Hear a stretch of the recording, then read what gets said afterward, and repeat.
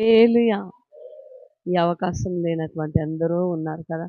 నూతనమైన సంవత్సరంలో అడుగుపెట్టకుండా గతించిపోయిన వారందరూ ఉన్నప్పటికిని, దేవుడు మనల్ని ప్రేమించి, మన సంఘాన్ని ప్రేమించి, దైవ సేవకుల యొక్క ప్రార్థన బలము ఈ కుటుంబాలను కాచి కాపాడుతున్న దేవునికి ఏమిచ్చినా రుణము తీర్చలేము కదండి.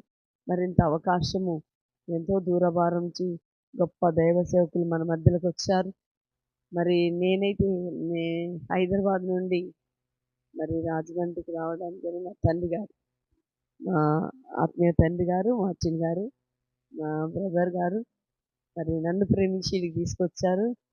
మరి ఈ సంఘము చాలామంది ఉంటే బాగుండేది. దేవునికి స్తోత్రం. అయినప్పటికీ చిన్న మంద భయపడొద్దు అంటున్నాడు దేవునికి స్తోత్రం. హల్లెలూయా! పెద్ద సంఘాల మీద కంటే చిన్న సంఘాల మీదనే దేవునికి ప్రేమ ఎక్కువ.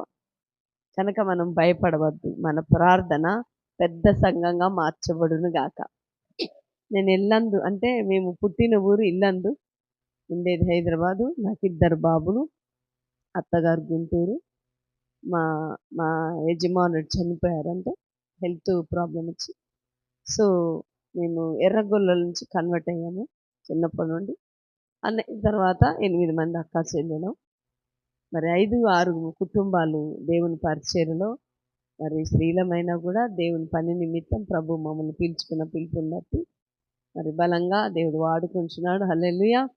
మరి ఎక్కువ స్వార్థ పరిచర్య ఏజెన్సీ అడవులు, కొండలు, కోనలు, కోయల మధ్యల, లంబడి వాళ్ళ మధ్యలో భయంకరమైన దట్టమైన అడవుల మధ్యలో దేవుడు నన్ను మరి అనేక ప్రాంతాలు పంపిస్తూ పరిచర్య నిమిత్తం వాడుకుంటున్నాడు. హల్లెలూయా!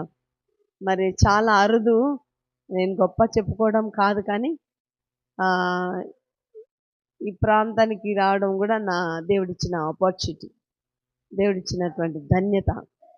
చాలా తక్కువ నేను సిటీకి రావడం. అయినా నా సాక్ష్యం చెప్పాలనుకున్నాను కానీ మరి నాకు దైవ సేవకులు 10 నిమిషాలు ఇచ్చారు కనుక దేవుని చిత్తమైతే మరొకసారి ఆయన నామానికి మహిమకరంగా మరి సాక్ష్యం, వాక్యం దేవుడు అనుగ్రహించును గాక. చిన్న పాట పాడుకొని నేను నాకు ఇచ్చిన సమయాన్ని ముగిస్తాను. హల్లెలూయా! హల్లెలూయా! హల్లెలూయా! మనము బ్రతికున్నాము కేవలం దేవుని పని నిమిత్తమే. ఆయన ప్రణాళికలో ఉన్నాం కనుక ఆయన పని చేసేవారుగా ఉండాలి. ఎలా ఉండాలి? హల్లెలూయా! దేవుని యొక్క లేఖనం ఉంది. ఏయ్